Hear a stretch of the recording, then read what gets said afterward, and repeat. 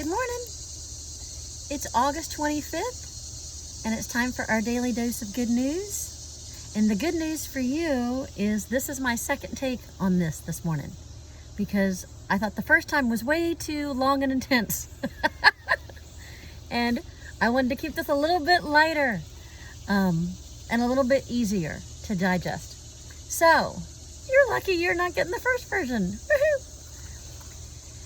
It's a complicated text. Today I'm reading from Deuteronomy chapter 32, verses 18 through 20 and verses 28 through 39.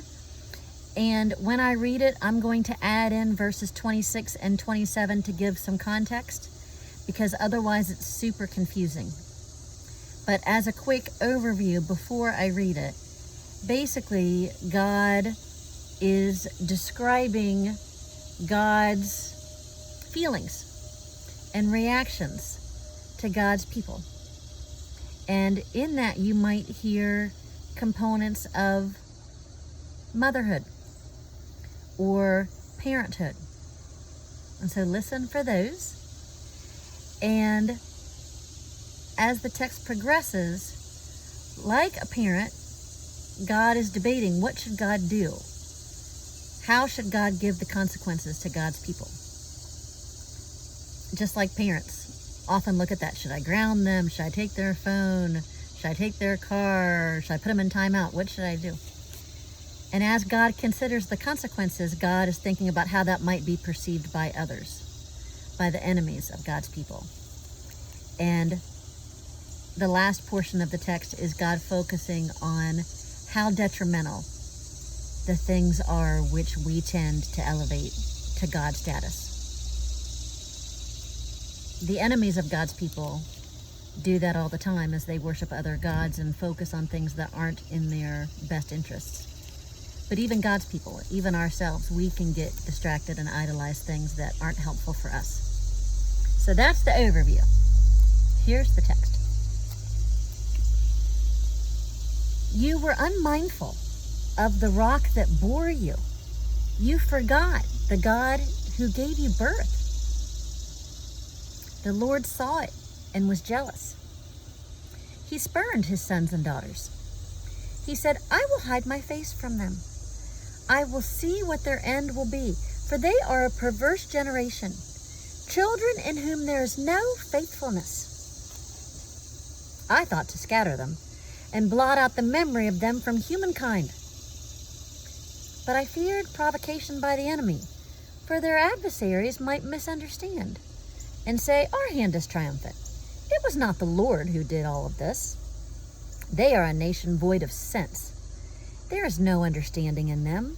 If they were wise, they would understand this. They would discern what the end would be. How could one have routed 1,000 and two put a myriad to flight unless their rock had sold them? The Lord had given them up. Indeed, their rock is not like our rock. Our enemies are fools.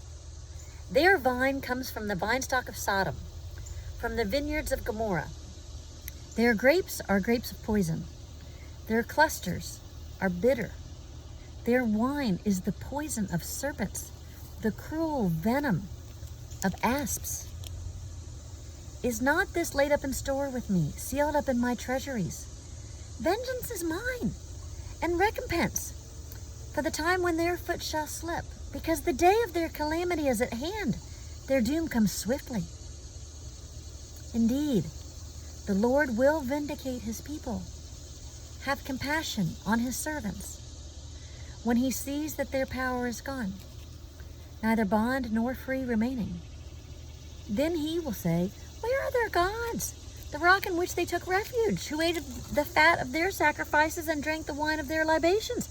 Let them rise up and help you. Let them be your protection. See now that I, even I, am he. There is no God besides me.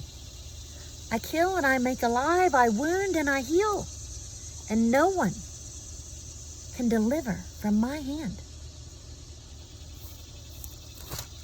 Here ends the reading. So in all of that, as you reflect on that overview, I wonder, what does it do for your sense of God to think of God as female? Or to think of God as having some internal female characteristics or tendencies or personality traits? How does that make you think of God differently or perceive God in a new way? Think of what women symbolize, or how women sometimes are stereotyped, or how women sometimes are in their essence. Does thinking of God as woman, as one who gives birth, which only women do, does that make you think of God as being more mothering, mother God, or more nurturing, or more tender?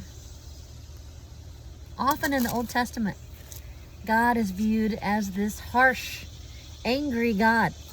I hear that a lot. There's an angry God in the Old Testament. What if God is mothering? How does that change that for you? What if God is beyond any gender? Mother, father? What does that do for your thoughts or feelings and interpretation of God?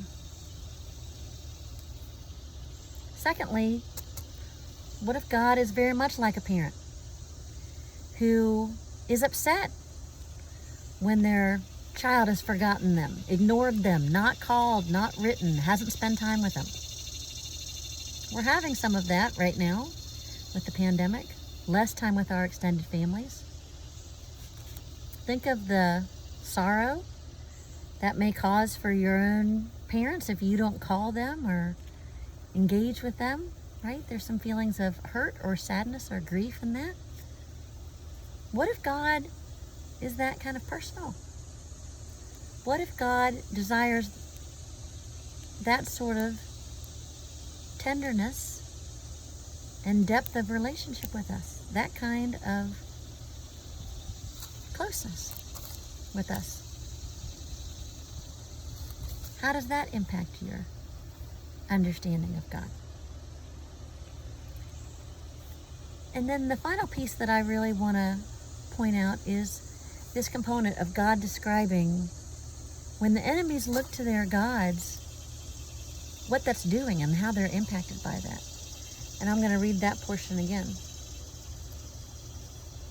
Their rock is not like our rock. Our enemies are fools. Their vine, what they are nourished from, comes from the vine stock of Sodom, from the vineyards of Gomorrah. Their grapes are grapes of poison.